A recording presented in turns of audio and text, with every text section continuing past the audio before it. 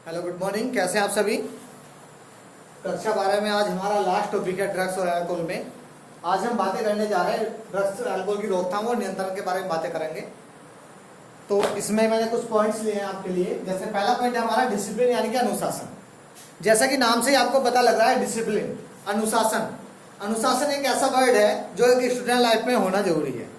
और student life में होने के साथ साथ यदि कोई सामान्य व्यक्ति भी इस चीज को, इस वर्ड को या इस वर्ड का अनुसरण करता है तो उसकी लाइफ में कोई प्रॉब्लम नहीं हो सकती है। तो अनुशासन की बात करें, या ये कह सकते हैं अनुशासन वह आदत है या वह क्रिया है जिससे सभी दुर्व्यसनों से बचा जा सकता है, यानी कि सभी बुरी चीजों से हम बच सकते हैं।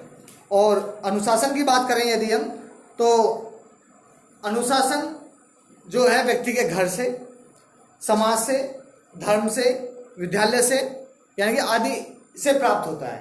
यानी कि ये ऐसी चीज नहीं है कि बाहर से मिलता है। आपके घर से, एक आपके घर का अनुशासन जिस प्रकार का होगा आप उसी प्रकार का व्यवहार करेंगे। आपकी सोसाइटी का अनुशासन जिस प्रकार से होगा आप उसी प्रकार का व्यवहार करेंगे।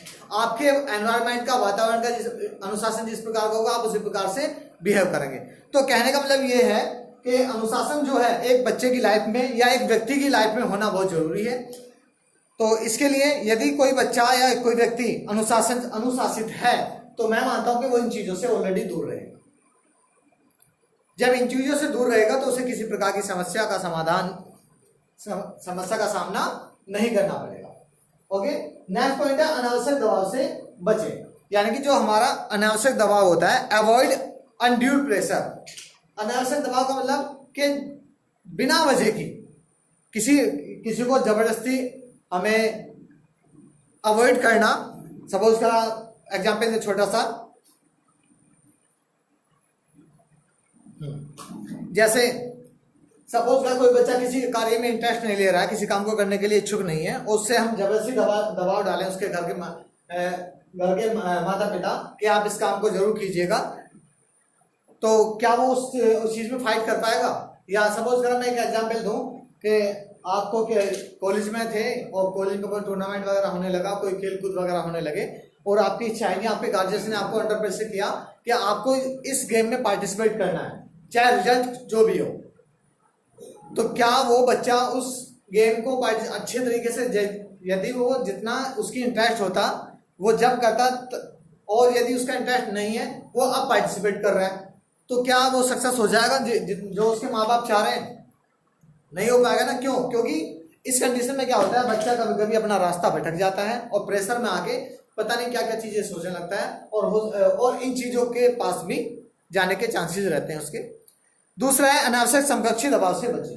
अनावश्यक समकक्षी दबाव, सब जो आपने देखा होगा, आपकी क्लासमेट होती है, क्लास में बच्चे होते हैं बहुत सारे, कोई ऐसा कार्य होता है कि हम किसी कार्य को इच्छानुसार कर रहे हैं, किसी कार्य को इच्छानुसार नहीं कर रहे हैं, तो कभी कभी हम अपने क्लासमेट के अनुसार भी, हमें अपने सहपाठी जो होते हैं, आपके क्लास के साथी जो होते हैं, दोस्त होते हैं, उनके कहने से भी हमें कुछ कार्य करने पड़ जाते हैं। तो ऐसा जो दबाव होता है वो उस बच्चे के लिए हानिकारक हो सकता है। क्यों? क्योंकि वो बच्चे के जब इंटरेस्ट नहीं है किसी काम को करने के लिए, तो उसको यदि प्रेशर में दबा के किया जाएगा या प्रेशर में करने के लिए किया जाएगा तो वो उस चीज को सही तरीके से नहीं कर पाएगा, और जब सही तरीके से नहीं कर पाएगा तो उसे कुछ ऐसा करना होगा जिससे वो ऐसी चीजों का, यानी कि शिकार हो सकता है जो उसके लाइफ में कभी नहीं होनी थी। सपोज करा आपके कुछ साथी हैं, दोस्त हैं कि वो कुछ ऐसी इन चीजों का सेवन करते हैं और आपको कहने लगे नहीं कोई नहीं देख रहा है, आप एक काम कीजिए, एक बार फर्स्ट टाइम खेल लीजिए। वो फर्स्ट टाइम ही आपका ऑल टाइम हो जाता है। तो कहने का मतलब यह है कि आप इन चीजों को अवॉइड करें, इन चीजों से दूर रहें और अपने को भी दूर रखें, अपने साथी को भी सलाह दें कि नुकसान के अलावा हमारी बॉडी में कोई फायदा नहीं करती है। नेक्स्ट पॉइंट है 4 नंबर पे, शिक्षा और परामर्श। देखिए, मैं एक चीज मानता हूं कि जहां पर ये एजुकेशन है, जहां पर ये शिक्षा है, ठीक है, जहां पर शिक्षा है वहां पर ये चीजें 99% नहीं हो। क्यों? क्योंकि एक शिक्षित व्यक्ति जानता है इन चीजों से क्या फायदा है, क्या नुकसान। फायदा तो है नहीं, नुकसान ही ज्यादा है। और आप एजुकेटेड होने के बावजूद भी, शिक्षित होने के बावजूद भी आप इन चीजों को करोगे तो आपके जो शिक्षा ली है, आपने एजुकेशन प्राप्त की है, तो वो सब बेकार है। और दूसरी चीज, यदि आप शिक्षित हैं तो आप दूसरे को सलाह भी दे सकते हैं कि इन चीजों को अवॉइड करें, इन चीजों से दूर रहें या इन चीजों का परहेज करें। ठीक है।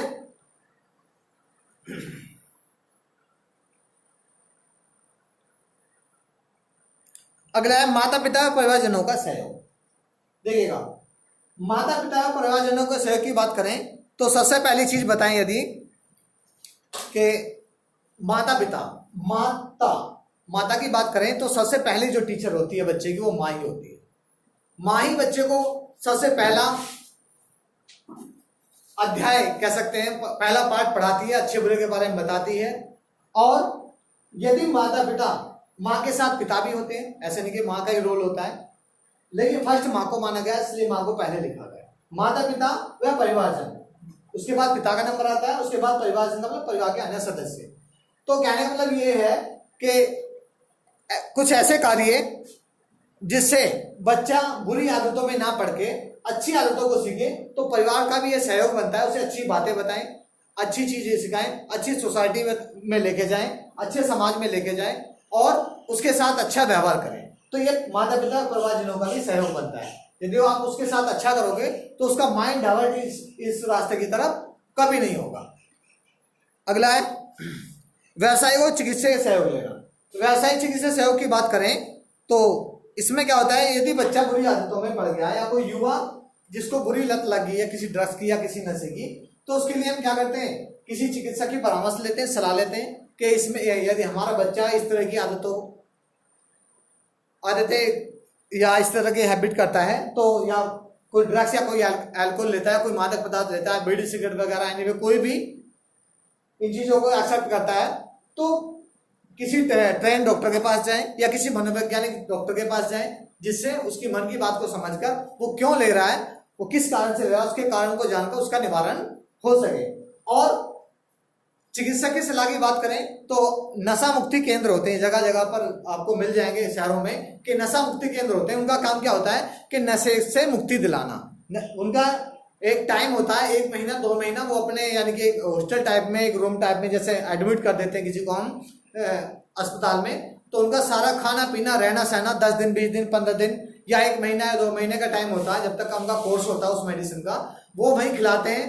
खाना सभी को एक समान देते हैं, ऐसा नहीं कि किसी बच्चे ने या किसी व्यक्ति ने वो अपनी मर्जी का खाना खाएगा, वो उसी चीज के अंदर रहेगा, यानी कि इंडोर कर दिया जाता है, कमरे के अंदर बंद कर दिया जाता है, खाना पीना सब उनका वहीं, दवाई गोली वहीं चलती है। तो एक टाइम पीरियड होता है, उसके बाद उसकी जब उसकी लत उस चीजों से छूट जाती है या कम हो जाती है, तो उसको फिर उसकी फैमिली के साथ छोड़ दिया जाता है और फिर वो सामान्य व्यवहार करने लगता है। तो आपको भी यही सलाह दी जाती है कि आप इन चीजों से दूर रहें और इन पॉइंट्सों का पालन करें। मैं मानता हूं कि आपकी समझ में सारे पॉइंट्स आ गए होंगे और ये चैप्टर कंप्लीट हो गया है।